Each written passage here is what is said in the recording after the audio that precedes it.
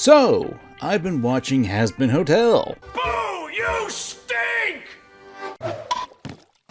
Now save your bricks, I'm actually enjoying the first half of the second season, for the most part. I feel like it's doing a fair bit better with its pacing and its storytelling, kinda? I'm at least giving it a chance. I'm looking forward to the remainder of the season. At the time of me writing this, the first 4 episodes of season 2 came out, and we're given 2 prominent backstories of Sir Pentious and Alistair, showing them as humans and effectively showing how they end up in hell. And that got me thinking, and if you know me, you know what's typically going on in my brain. But I thought about it, and backstories are an interesting aspect of writing. They're necessary for pretty much every character to explain the reason why they are the way they are, and it can also sow the seeds of events that have an effect on your current day story. And I know what you're thinking, well duh, Kamen, you might as well be Captain Obvious here. And you'd be right about that. But I like to think that some series will often overuse or misuse backstories, and for different reasons. So let's take a little bit of time and talk about that. Also, spoilers for the following pieces of media. I'm MangaKamen, and let's see how long people can tolerate me talking about Has-Been Hotel before throwing me out a window. So, when writing this script, I came across a few weird thoughts here and there that caused some issues, one of which being...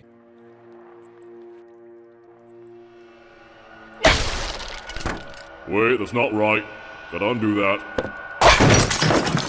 But the other bigger issue is talking about backstories in Has-Been, especially since the time of me writing this, we got about 2 or 3 of them by the 4th episode. Now, Has-Been Hotel isn't a stranger to diving into backstories. Hell, the first season did that a few times. I never really had a major complaint about the backstories into themselves, with the exception of the pacing issues, though it did make one character come off as completely stupid for a very big plot point. But at the risk of me having the Helliverse fans on my tail again, I do have an issue with the backstories. But before we actually dive into that, we do need to discuss the purposes of a backstory. They're crucial for any story-based medium. TV, games, books, what have you. Characters don't exist in a vacuum, and backstories are what give characters depth and dimension as provide stuff like motivation. Your characters should be a part of the world before your story begins, and you need to explain how. It's an explanation as to why the characters are the way they are, what got them here, or what have you. They are a potent literary tool, and backstories, I'd argue, are probably one of the most important ones, since it's tied to what your characters currently are in the story. But much like a good wrench to the head, that too can be misused, which brings me to Has-Been Hotel. I dislike this video, and may God have mercy on your soul. Now, before you condemn my soul, I do like to think that the contents of the flashbacks in Season 2 are done a lot better than Season 1. At least it doesn't make the characters look like idiots. But let's take Sir Pentious, or Pendleton's, backstory as to why he's in hell. He witnessed a crime committed by someone, and that someone, who was clearly Jack the Ripper, would go on to kill other women. Pentious could have stopped Jack the Ripper, but he was afraid for his own life, and never told anyone about this. Well, Pentious, you can rest easy knowing that Jack the Ripper was slain by a guy named Jojo.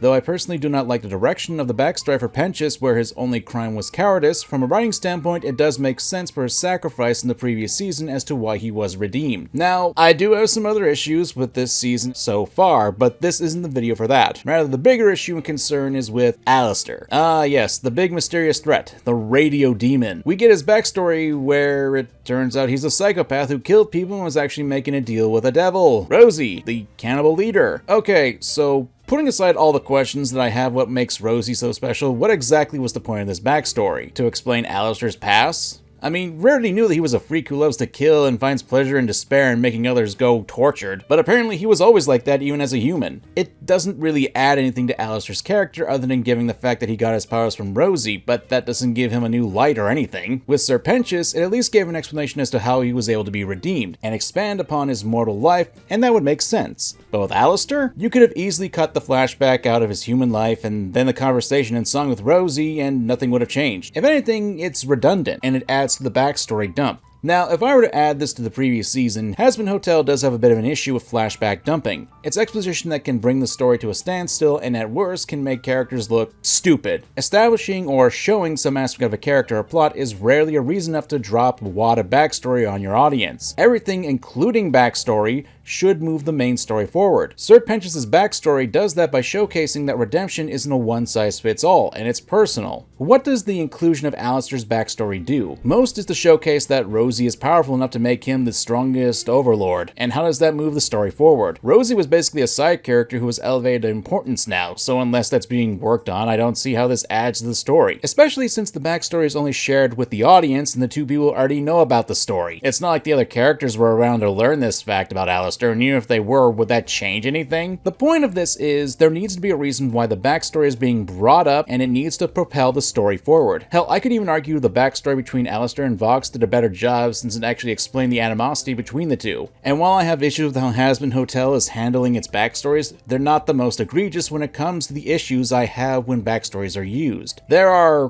quite a few issues with Season 2, with some improvements here and there, but I don't see myself making a dedicated video on unless my audience wants me to. Hint hint, give me likes. This one shouldn't be a surprise. Now, I've been a fan of One Piece for a long while, even back when Don't give it up, give it up, give it up, give it up, give it up. that theme song was a theme. God, never again. But I'm more of an on and off kind of guy with One Piece, and while I'll gladly admit I'm a fan of the series, it does have a lot of issues from my point of view. And backstories are probably one of the biggest ones I have with One Piece. Old Gemini. I'll kill him, I swear. Down. Not that I don't think the stories and the backstories are bad per se. Honestly, I think they're well-written stories. The problem is when you really consider the pacing, and another issue I have with them, it hurts the story. We could talk about pacing issues, and the placement of these backstories, as well as how many they are, can be a detriment. Probably one of the biggest issues with One Piece would be the pacing. There are a number of times in the story, Dressrosa, we're in the middle of action and all of a sudden, boom, backstory. Probably one of the best examples would be Doflamingo.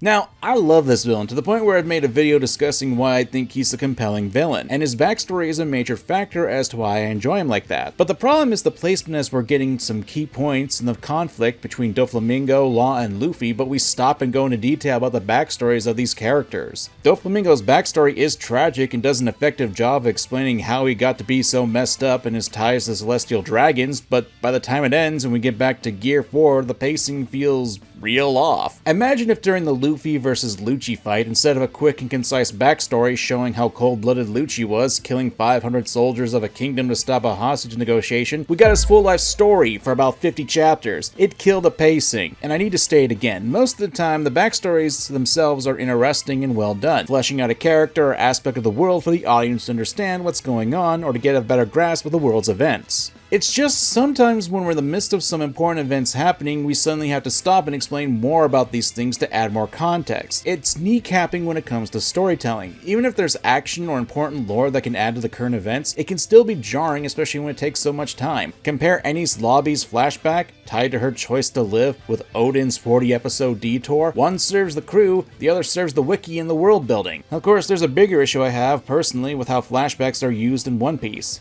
And that's because it's becoming more worldly instead of character-based. I know that's hard for me to really say that, aside from the usual word salad that I serve my audience, so let me stop flailing my arms like a madman and explain. One thing you'll notice with One Piece, especially after the time skip, is that the Straw Hat Pirates, you know, the main characters, even though they are at the center of most of the conflicts, it feels like backstories are just for the world building and injecting more and more characters who are important, and it overtakes them. Because it feels like the development and characterization for the main characters, the Straw Hat Pirates, is to put to the side for the swath of other characters who left an impact on the world but are already gone. The backstories flesh out the world, yes, but in the process, it effectively makes the main crew of One Piece feel like a rock in a desert. You see, I was going to use an ocean pun here, but that'd be too forget it. Let me ask a few questions. When's the last time we got a Zoro flashback post-time skip that wasn't a training montage? Hell, tons of people were upset that Wano wasn't essentially the Whole Cake Island arc for him. Nami's weather tech in Taming Zeus? That's cool, but her fear of loss hasn't evolved since Arlong Park and when we meet back with Hachi before Saba Odi. Frankie, the guy who rebuilt himself using the blueprints from Vegapunk's tech and Wapple's special metal. But when we get to Egghead Island, there isn't much to say about the two's interactions. My point is, with all the backstories for tons of new characters, most of which, while having a role in the deeper narrative, has had a bit of a nasty effect on the main cast. Not gonna say it's completely ruining the characters, but it makes them feel smaller than they should be. With the exception of Sanji and Whole Cake Island, with Luffy and Sanji's moment in the rain after Luffy vowed to only eat Sanji's cooking, that's one of the biggest exceptions in the 500 plus chapters. To put it simply, the world building and history are pushed to the forefront, and don't get me wrong, I'm not saying that this is the be-all end-all with One Piece. Whole Cake Island is probably my favorite arc of the entire series, a post-time skip arc that actually gave me appreciation of Sanji more and made me fall back in love with the series when Luffy was fighting Katakuri. But post-time skip, most of the flashbacks are involving dead guys, rocks, and Joy Boy lore, which from a world-building perspective is fine and even intriguing, but doesn't really do it for me, especially since I love characterization. It just feels like with all the backstories being pushed into this, that One Piece has one of its core elements, its main characters, lose a bit of luster for the sake of expanding the world instead. Then again, I'm not a hardcore One Piece fan, so maybe I'm off base with this. Oh well, I'm sure this won't cause any controversy. Wait, wasn't this video about backstories? Whoops. One of the biggest issues with backstories, though, is how they're used to help support characterization and will often do it in big chunks doing the heavy lifting. They do the legwork that can be used in the place of actual development, and I've talked about this on the channel before, but since I'm sure if I bring up one of my older examples, I'll be skinned alive. So let's look at another series, JoJo's Bizarre Adventure. Now, obviously I like JoJo. The many videos I've made about the villains and protags should point that out. But there is a bit of an issue when it comes to the backstories of its characters, and that's how it does the heavy lifting for them. And it's mostly done through flashbacks that more or less for the audience's sake and not for the other characters. Now, this is a very generalized statement because you can't say that for everyone. Hell, I'd even say that JoJo handles backstories for the most part really well. Look at JoJo Part 4. Josuke's backstory is quick and simple since it mostly explains how he became endeared by some random student who helped save him and thus styled his hair in the same way as a means of respect. That's good. But when we get to part 5, this is where the flashbacks get really used to help explain the complexity of the cast. And there's a good reason for it. If you look at Team Bucciarati, they all at one point or another had lives where they effectively got screwed over and changed them. With how deep the backstories are, you can't just do quick thoughts or have a single sentence to explain the twists and turns to where they are now. Flashbacks are used to have a contrast with the characters' present and past selves. There was one life-changing moment that needs to be fleshed out since you can't exactly have it be all explained away in a single throwaway line or a short clip to have the groundings that these do are supposed to have. Now, while I understand that, I do still think it's a bit of an issue, especially when it's used for pretty much every main character, even Diavolo. Though probably the biggest example would be Bruno Bucciarati. Arrivederci. Bucciarati's a really good character, and when we see his backstory about how even though you're being dragged through the dirt, you can still climb out of the slums and make a name for yourself despite the downfalls. However, there are two issues that I have with it. The first is, all this is practically front-loaded onto the audience, and the second problem is...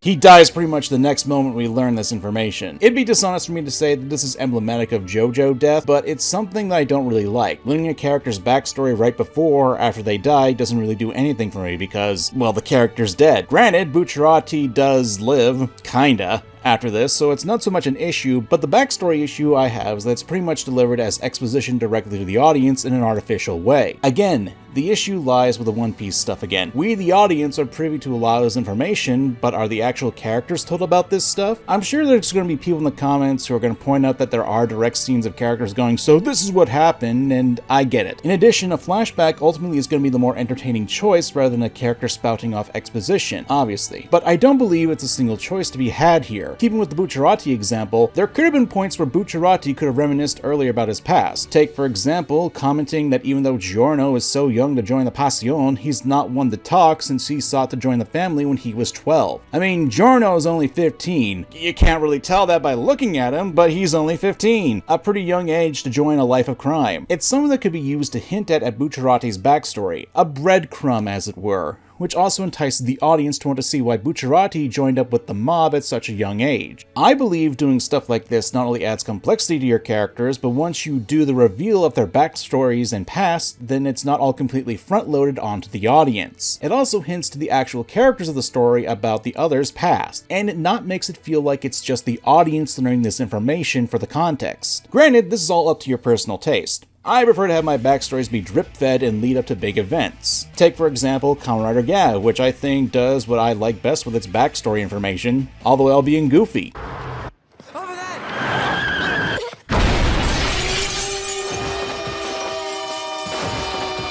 We do get flashbacks to what happens to the characters in the past, whether it be Shoma's life in the Granute world when he lost his mother, Honto's life with his mother and mentor before they were taken away, or Lakia with his brother, who also died. All this information is not front-loaded at once, and there are things that are brought up, some more blatant than others, but it drip feeds you this information. It's given to the audience in pieces, and it builds upon each other. And it doesn't hurt that when these events happen, they don't actually take up too much time. The episodes for the show still follow the main story for the most part, and the backstories act as puzzle pieces that the audience put together. And when the confrontations that really do matter happen, because of all that build-up, it makes the payoff for the characters all the more tantalizing for me to enjoy. I'm not saying that what JoJo does is better or worse in comparison to Conrad or Gab. If anything, this is more of a preference on my end when it comes to storytelling. I prefer to have my backstories be more spaced out or hinted at through the actions and words of the characters rather than just dumped in one great part. But that's just me, and depending on how you view things, you can disagree. That's perfectly fine. Of course, throughout most of this video, we've been talking about backstories in the more passive media, but what about things like video games, a medium where you're obviously more active in? I think when you consider the fact that games will put the players into the shoes of the actual characters, I think it adds another factor into this. I want to give two examples when it comes to backstories, and that'd be two entries in the Final Fantasy series that do have heavy reliance on backstories and flashbacks, 7 and 8. Let's start with Final Fantasy VIII and how almost everyone in the group has a connection to the past, where most of them were raised in the same orphanage, brought back together by the strings of fate. But periodically, throughout the story, the bigger element for backstories is the parts where you take over the role of a character named Laguna. And when starting off, it's kind of weird, because instead of playing the black-letter emotional teenage soldier or for hire Squall, we're now this bozo of a soldier who can't apparently park for shit.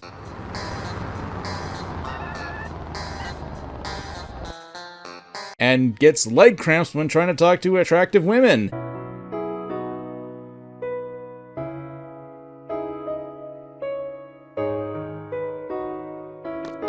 Still, that battle theme song.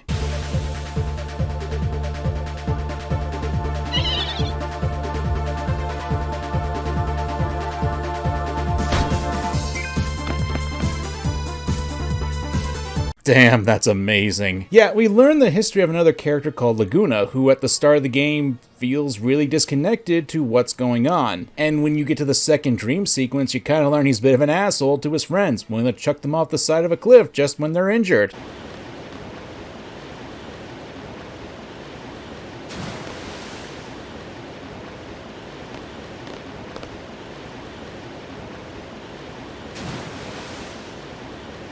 Or the fourth one, where he's now a movie star fighting an actual dragon?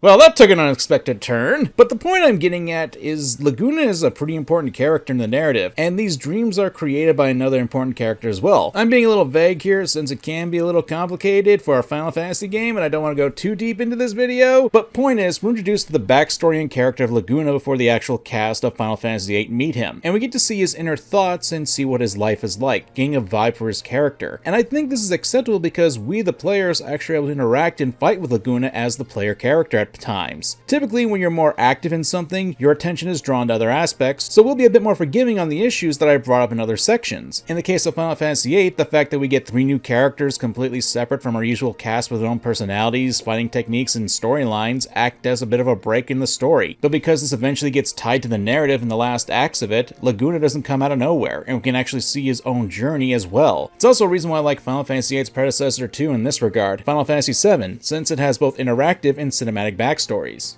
The two most prominent examples are Cloud's flashback to the Nibelheim incident and then Barrett's backstory, both of which I think are done well and actually showcase what I enjoy in video games. With Cloud's backstory, which talks about Cloud's past as well as establishing Sephiroth as a character, we get an actual chance to see how powerful Sephiroth is, acting as a player character for a little bit. But it's not like we didn't already know that. Hell, before this happens, one of the more important events was Sephiroth slaughtering tons of people in the Shinra building and allowing us to escape, even creating a path of blood to where we find President Shinra getting stabbed. It's a good stepping stone for the backstory since we know that Sephiroth is a very dangerous character already, and the backstory not only reinforces that, but also shows why two of our prominent characters, Cloud and Tifa, are affected by his actions and how he changed. And that's how you should do backstories. It also helps throughout this you can have control over Cloud, for better or worse. But to the cinematic end in Barrett's backstory, which is hinted at when we reach North Corel, where Barrett isn't exactly given the warmest of receptions,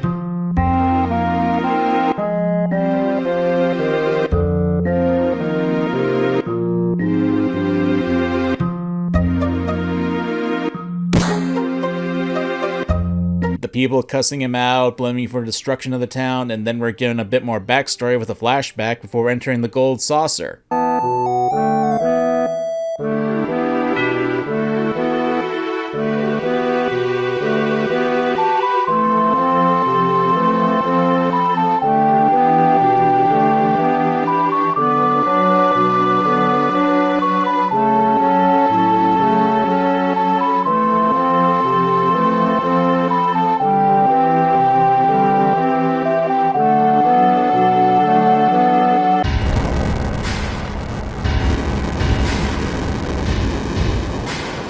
This sets up the character Dyne, who wasn't really brought up before this part of the game, but it establishes the character from when we learn the rest of the story, which not only showcases the most defining feature of Barrett's character, the gun that replaced his hand, but also shows the tragedy of it because he didn't just lose a hand, but he lost his best friend in the process. The backstory not only explains Barrett's current condition, as well as his hatred for Shinra, who actually destroyed Corel, but adds more to Barrett's characterization since there's more tragedy spliced into it, which is what you want to do with your backstories, flesh out the character and explain their current status. It also paints the character in a different light too, because up to this point in the game, both the original and remake, Barrett would often tote the fact that Shinra is destroying the planet, and that's important that they be stopped no matter what, even blowing up sectors of a major city to do it. But with this backstory, it raises the question if Barrett's using this to help fuel his own personal vendetta against the Shinra Corporation, who took his town, his livelihood, and even his wife. And that's also his guilt that helped fuel the change of his personality, and that's what makes a backstory very effective.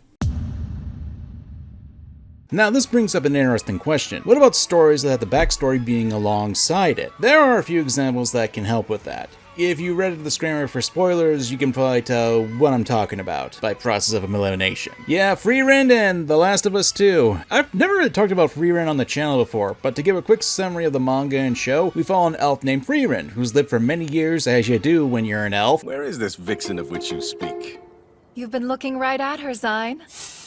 Did you realize I'm an elf? As far as older women go, I'm as old as you can get. Frieren is a powerful magic user who was part of the heroic party that defeated the Demon King years ago, and eventually more than half her party passes away due to the sands of time. Not that I expect to really get too into the plot for Frieren, but the story itself focuses on time, lost, and the bonds that people can hold that can outlast even centuries. So at points in the story we're shown more and more of the backstory of Frieren, her origins, the time she spent with Himmel the hero and the party, and they're typically interspersed with the plot, with a few key reasons as to why this particular of the past is being played. It adds context to the story, and to me, a lot of the time, they can also help push the story forward since a major part of the narrative is to showcase how Frieren evolved as a character in the time she spent with Himmel and when she's with her current party. There's a reason for the backstory to be spliced in so much, but do I think it's overused? Maybe. At the very least, it doesn't do all the heavy lifting for the story, and the narrative is centered around this technique, so I'm a little crisscrossed to how I feel about it. On the one hand, I feel a story should be able to stand on its own without overusing backstory flashbacks. However, the point is to show how a being with longevity like Frieren would handle loss and evolve from those experiences. It's a bit of a tough call, and to its credit, at least the backstories often run concurrent with the current day storytelling, and there is a reason to show this. Of course, there's the other example I look towards when we're talking about alongside backstories, and that's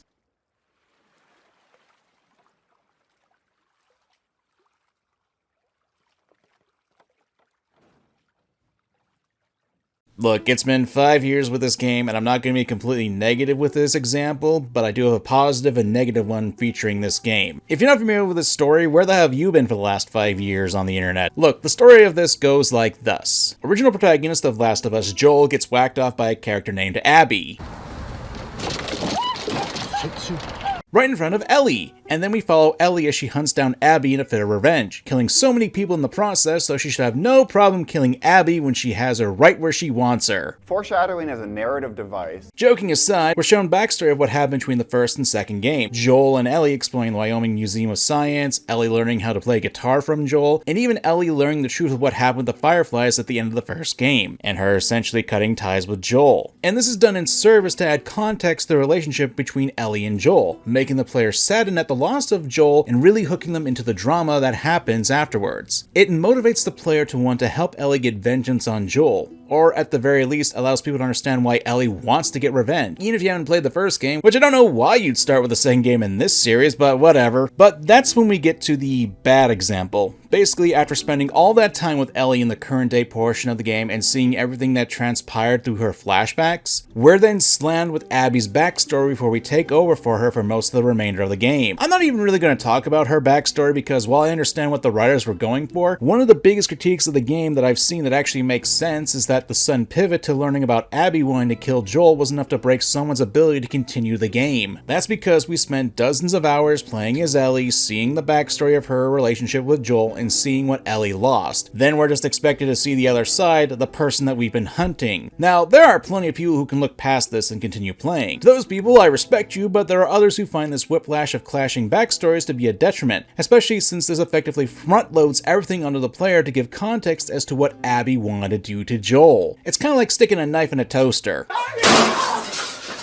Yeah, it changes the scenery and even the vehicle of storytelling, but you run the risk of having it blow up in your face. One of the better solutions that I've seen would have the players switching between Abby and Ellie throughout the game, allowing players to have a chance to acclimate to Abby as a character and see her motivations. And I tend to be in agreement on that because I'm not one to stick knives in the toasters, except apparently whenever I give my lukewarm opinions on cartoons and video games, which, considering this is something I do for money, well, I just got depressed.